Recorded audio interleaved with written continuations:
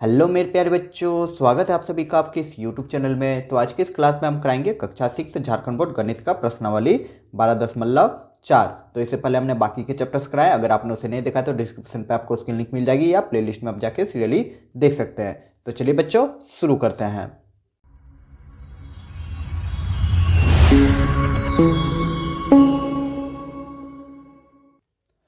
तो बच्चा इसमें क्वेश्चन है नंबर 1 है कि रिक्त स्थानों की पूर्ति कीजिए। तो पहला नंबर क्वेश्चन है कि एक पंचभुज के विकर्णों की संख्या डैश है। तो एक पंचभुज के कितने विकर्ण होते हैं? तो विकर्ण के बारे में जान लो बच्चा। विकर्ण मतलब देखो पहले अच्छा से, एक पंचभुज बोला है ना, तो पंचभुज हम बना लेते हैं, मतलब 5 भुजा जिसमें होना चाहिए। तो देखो ये पंचभुज बन गया, 1 भुजा 2 भुजा 3 भुजा 4 भुजा 5 भुजा, ठीक है। और विकर्ण उसको बोलते हैं जो 2 शीर्ष से होकर जाती है, ठीक है। 2 शीर्ष से होके जो गई वही आपका विकर्ण हो गया। लेकिन आसन आसन नहीं होना चाहिए, अगल बगल शीर्ष नहीं होना चाहिए। अगल बगल अगर शीर्ष रहेगा, शीर्ष तो आप लोग जानते हो 2 भुजाओं से बना, जैसे A B C D E, यही है। तो शीर्ष ए हो गया, डी हो गया, बी हो गया, सी हो गया, यही सब है शीर्ष। तो अब इसमें हम लोग देखेंगे कि कितना आपका विकर्ण है। तो देख रहे हैं बच्चा, पहला विकर्ण ए से हम डी पे ले लिए, पहला विकर्ण, ठीक ना। दूसरा विकर्ण ए से सी में हम ले लिए, 2 गो विकर्ण हो गया। तीसरा विकर्ण हम लोग बच्चा क्या ले सकते हैं? तीसरा विकर्ण हम लोग लिख सकते हैं ई से बी पे गया तीसरा, और चौथा विकर्ण हम लोग ले लेते हैं ई से सी तक गया, ठीक है। और लास्ट जो विकर्ण बच गया आपका बी से डी तक। मतलब टोटल कितना विकर्ण हुआ? 5 विकर्ण हुआ। विकर्ण के बारे में आप लोग अच्छे से समझ गए होंगे। विकर्ण उसको बोलते हैं जो 2 शीर्ष से होकर गुजरती है, ठीक है। शीर्ष आपका ये वाला हो गया, ए बी सी डी जो है ये आपका शीर्ष है। 2 शीर्ष से होकर जो रेखा गुजरती है उसको विकर्ण बोला जाता है। लेकिन एक चीज़ आप लोग अच्छे से याद रखिएगा, 2 शीर्ष से तो गुजरनी चाहिए, लेकिन वह आसन नहीं होना चाहिए। आसन मतलब अगल बगल नहीं होना चाहिए। अगर अगल बगल से गुजारेंगे तो वह भुजा हो जाएगी। तो अगल बगल वाला नहीं, उसके बाद वाला में होगा, ठीक है। ये शीर्ष हो गया। तो टोटल कितना हम लोग यहाँ पे विकर्ण देखे? 5। तो इसका आंसर आपका क्या हो जाएगा? एक पंचभुज के विकर्णों की संख्या 5 है। क्लियर मेरे प्यारे बच्चों?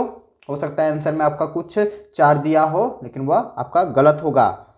आगे चलिए देख लेते हैं क्वेश्चन नंबर 2 कि आकृति 1 में समकोण त्रिभुज की संख्या कितनी है। तो आकृति 1 कहाँ है बच्चा? यहीं पे है। देखो आकृति 1 है, इसमें समकोण ढूंढना है। तो देखो समकोण मतलब जो 90 डिग्री हो। तो यहाँ पे देखो पहला समकोण 90 डिग्री, दूसरा यहाँ पे 2 गो कोण हो गया, 3 गो, तीसरा आपका यहाँ पे दिया गया है, और चौथा आपका यहाँ पे दिया गया है। तो के गो कौन है जी जो 90 डिग्री पे है? आपका 4 हो जाएगा। क्लियर मेरे प्यारे बच्चों? उम्मीद करूंगा समझ गए होंगे। तो क्वेश्चन नंबर सी हम लोग तीसरा नंबर देख ले रहे हैं कि 180 से बड़ा और एक संपूर्ण कोण से छोटा कोण एक डैश कहलाता है। तो कोण के चैप्टर में इसे हमने अच्छे से बताया था। क्या यहाँ पे कह रहा है जरा समझना। कह रहा है 180 से बड़ा होना चाहिए, ठीक है। 180 मतलब क्या? सीधी जो कोण है, ठीक है, इससे बड़ा हो जाना चाहिए। 180 होता है, तो 180 से बड़ा होना चाहिए। और आपका है संपूर्ण कोण। संपूर्ण कोण मतलब 360। 360 से जो छोटा होगा, ये दोनों के बीच में जो कोण रहेगा, 180 से बड़ा और 360 से जो छोटा होता है, उसको हम लोग प्रतिवर्ती कोण कहते हैं। मतलब 181 हो गया, 260 हो गया, ये सब आपका प्रतिवर्ती कोण हो गया, ठीक है। तो इसका आंसर आपका क्या हो जाएगा? प्रतिवर्ती कोण। प्रतिवर्ती कोण किसको बोलते हैं? जो 180 से बड़ा होता है परंतु 360 से छोटा होता है, उसको प्रतिवर्ती कोण कहा जाता है। और यही आपका क्वेश्चन था कि 180 से बड़ा और संपूर्ण कोण मतलब 360। संपूर्ण मतलब पूरा, ये 360 एक चक्कर, ठीक है। उम्मीद करूंगा समझ गए होंगे। तो छोटा कोण को क्या कहते हैं? प्रतिवर्ती कोण। चलिए नेक्स्ट देख लेते हैं। तो अगला है आपका एक समलंब चतुर्भुज में सम्मुख भुजाओं का एक युग्म डैश होता है। तो इसके बारे में भी हम अच्छे से बता चुके हैं कि समलंब चतुर्भुज किसको कहा जाता है। देखो बच्चा कि समलंब चतुर्भुज उसको बोलते हैं जिसका एक युग्म समांतर हो। जैसे ये समांतर, ये रेलवे प्लेटफॉर्म पटरी देखे हो ना, वो आपका समांतर है, मतलब इसके बीच की दूरी बराबर है। तो ये देखो ये समानांतर ये है, ठीक है। और ये मिला दो तो ये भी आपका समलंब चतुर्भुज हो जाएगा। मतलब ये जो है समानांतर है इस इस क्या भुजा के, तो ये दोनों भुजा जब एक युग्म भुजा मतलब एक जोड़ा जो भुजा अगर यदि समांतर रहता है तो उसको समलंब चतुर्भुज कहा जाता है। तो आपका यहाँ पे आंसर हो जाएगा कि एक समलंब चतुर्भुज में सम्मुख भुजाओं का एक युग्म समांतर होता है। क्लियर प्यारे बच्चों। अगला है कि एक त्रिभुज में विकर्णों की संख्या डैश है। तो देख लो, सिंपली त्रिभुज बना लो। तो हम चलिए यहाँ पे त्रिभुज बना लेते हैं। ये आपका त्रिभुज है। अगर हम इसमें विकर्ण डालने जाएंगे तो कितना विकर्ण हो जाएगा बच्चा? तो देखो ये हो जाएगा, एक विकर्ण ये, दूसरा विकर्ण ये और तीसरा विकर्ण ये, है ना? नहीं, ये सरासर गलत हो जाएगा, क्योंकि त्रिभुज में विकर्णों की संख्या आपका लड्डू है, मतलब 0 है। ऐसा क्यों बच्चा? क्योंकि हम जस्ट पहला वाला ही नंबर क्वेश्चन में बताए थे कि विकर्ण 2 शीर्षों से होकर गुजरती है।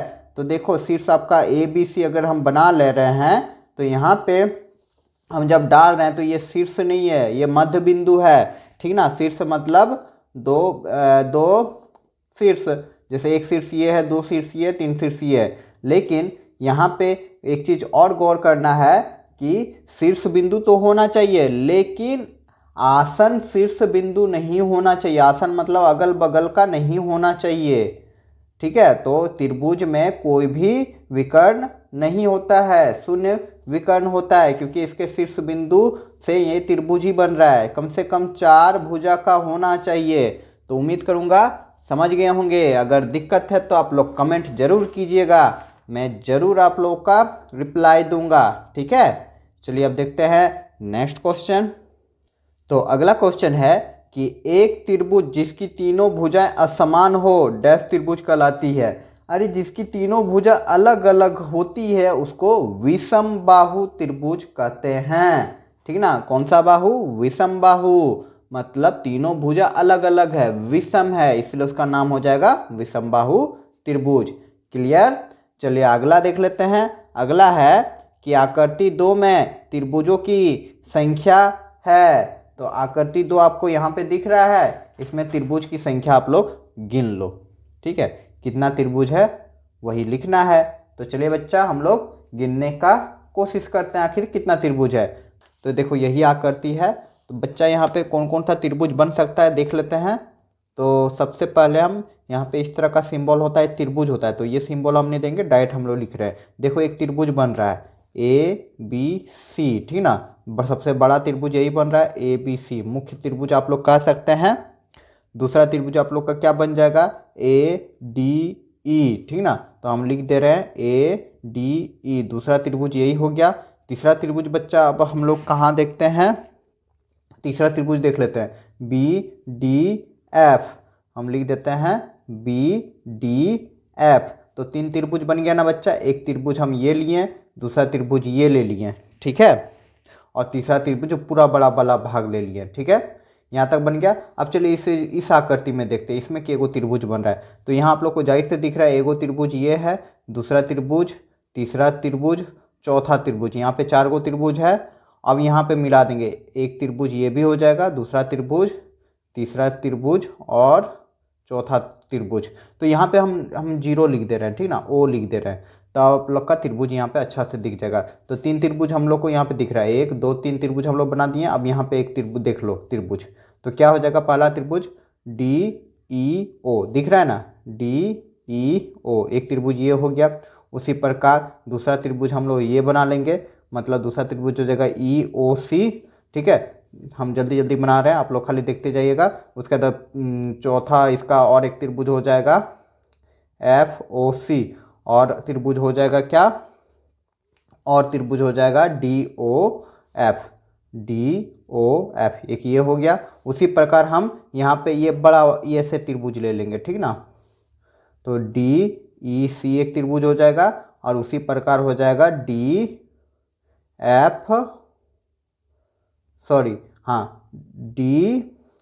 DEC की है ना, DEC की है, उसी प्रकार DEF भी हो जाएगा, DFC हो जाएगा, ठीक है? यहाँ पे ये त्रिभुज हो गया। उसी प्रकार अब हम लोग लिख लेते हैं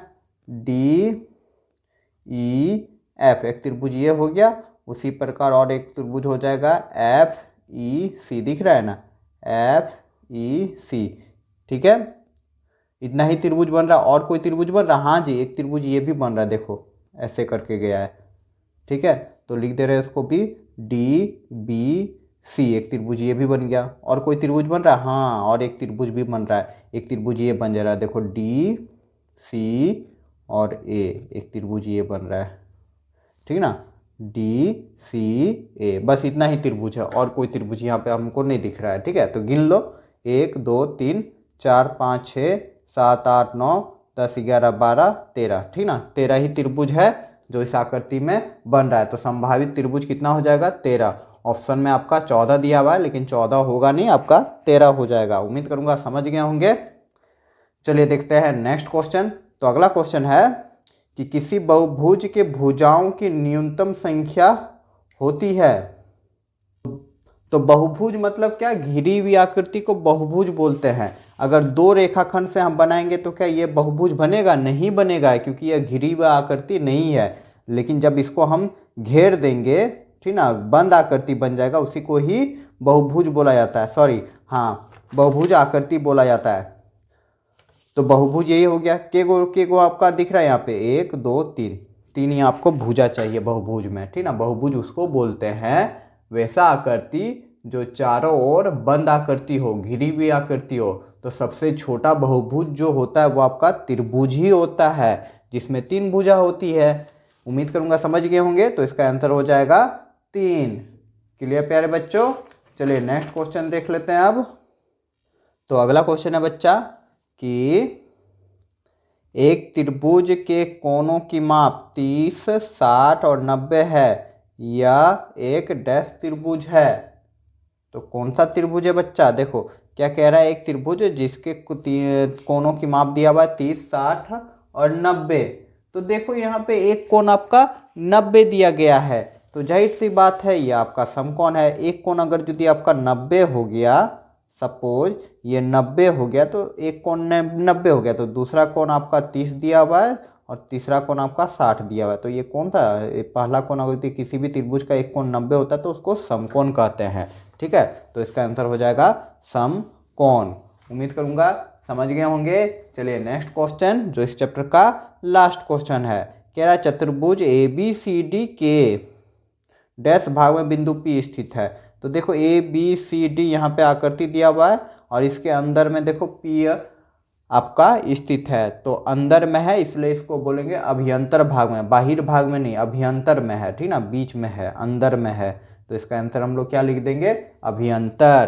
तो यहाँ पे मेरा प्रश्नावली 12.4 कंप्लीट होता है। उम्मीद करूंगा कि सारे क्वेश्चंस को आप लोगों ने अच्छे से समझ के हल किया होगा। अगर अभी भी कोई दुख तकलीफ या दिक्कत रह गई हो तो आप लोग कमेंट जरूर कीजिएगा।